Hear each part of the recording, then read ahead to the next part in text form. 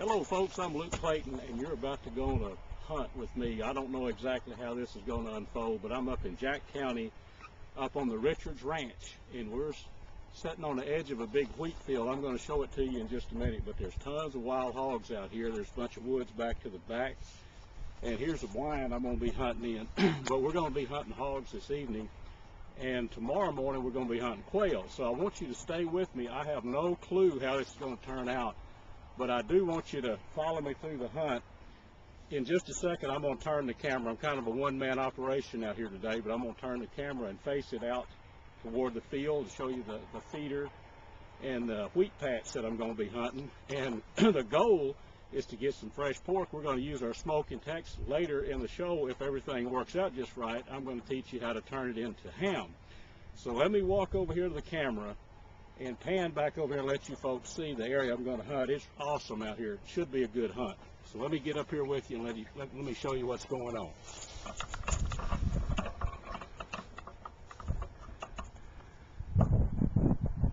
There's a big food plot out here, folks, and these hogs love to get in the greenery in the winter. It's winter time out here on the Richards Ranch up in Jack County, Texas, about an hour northwest of Fort Worth. If you look real close, there's a feeder back in this direction. We'll pan back over here. These hogs, I'm expecting them to come out of these woods right here. A lot of heavy cover, but I'm expecting the hogs to come out of this and then come under. There's a trail right down here under the fence, and I'm expecting them to come right up through here somewhere and hit that corn feeder that's out that way. Of course, just the natural wheat field out here will bring them in. They love green stuff in the winter. We're going to do this though, and then if we are lucky enough to get a hog, I'm going to show you the hog on the ground, and then tomorrow we're going to have a little quail hunting action, and then I want to take you back home with me, show you how to use that Smokin Tex and turn this into some really good eating. So we'll turn the camera off, and here's our stand so you can take a good look at it. Just an old Texas box blind. So we're going to go around back and get in this thing and see. Folks, if you take a good look, you might be able to see our feeder straight ahead out there.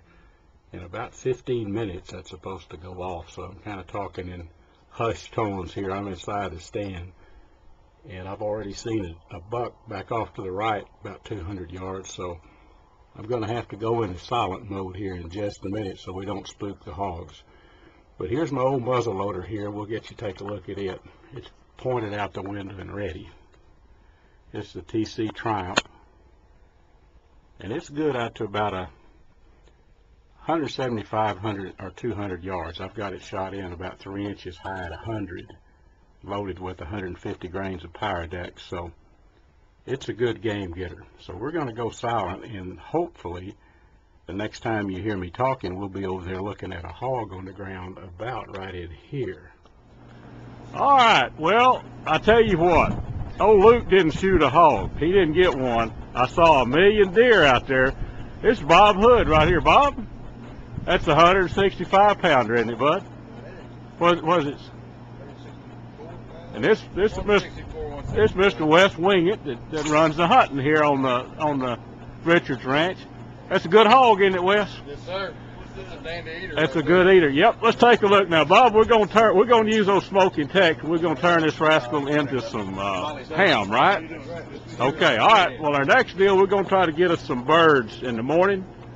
I think we'll shoot a few if we can hit them, Wes. I think you can do some bird chopping in the morning. All right. Well, we'll reconvene. Well, folks, we've got our pork in the freezer. We're going to go bird hunting right now. We're up here at the Richards Ranch, just getting ready to go.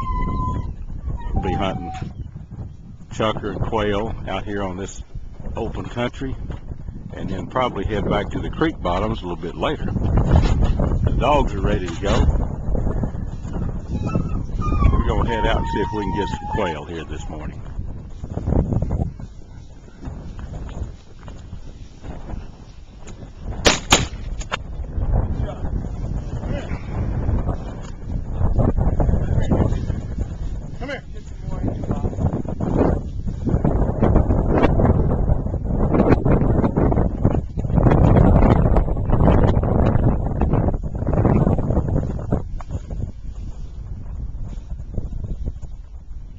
All right, one more for the Smokin Tex.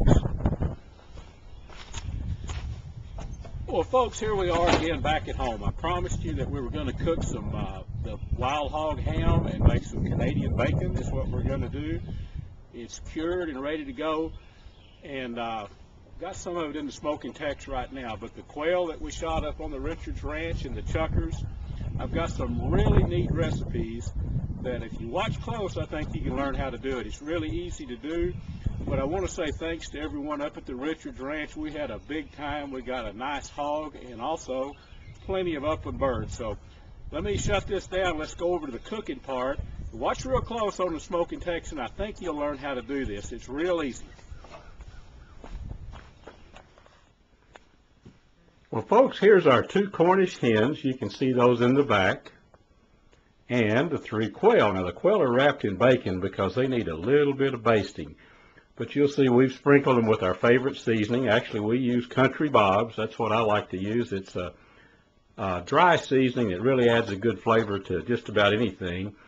But you'll see the blackberry jelly on top, and you can actually season these with just whatever you want to use. You can use salt and pepper, garlic, just anything you like on fowl. But we're going to put these things in the Smokin Tex and let them cook about 4 hours at 200. I want them really, really tender. And when we take them out, we'll make sure and take another video of it and let you see the finished product. Well, folks, here they are. Here's our quail and Cornish game hens. I promised you I'd show them to you after they cooked about 4 hours, and they have done just that. I'll tell you what, these things, I tested one. They are very, very tender, flavorful. Let's get a good close-up on them. Of course, we cooked them in our Smokin Tex for about 4 hours at 200 degrees, and we used just a little, actually we left them uncovered for about 30 minutes and smoked them with a little plum wood. Let's let you take a close look at these things, see if you think that would be pretty good eating. That's the Cornish game hens, which are available, you know, at most grocery stores. And then here's, I put 3 quail on that we took at the Richards Ranch. But this is something you can do at home, folks, with your Smokin Tex very, very easily. Okay, folks, I promised earlier in our little video I was going to show you how to cure meat. Now, what we're looking at here on the left side of the picture is a piece of ham from that little hog that Bob Hood shot up on the Richards Ranch. And it's been curing for about 7 days. And on the right, that will become ham. That little, when we smoke it on our Smokin Tex, that will be some of the most flavorful ham you've ever eaten. And on the right are 2 pieces of the loin. Now, they have been cured too, also for about a week. And they will, when we smoke them, they will turn into Canadian bacon. And you're talking about some good eating. But these are going to go in the smoker at about 180, and I'm going to leave them in there about 6 hours. Now, I'm going to leave them uncovered for about a couple of hours. Then I'm going to cover them because I don't want them to be really dry. I want them to be moist. So this is the wild hog ham, and we'll be cooking this for several hours. And I think, you know, the thing is about this, the cure, when you're actually curing the pork, you use Morton's Tender Quick. It's a sugar cure. Now, to that, I add crushed black pepper, and you can put some garlic in there with it while it's curing. And add your seasonings. If you like a little brown sugar, which I really like, I put brown sugar on it. So put all those ingredients, let it cure, and you might notice I put a little extra brown sugar on the outside of the meat before we smoke it. But this will be something that really make a lot of good meals, and it's something that you can do at home just as easily as I.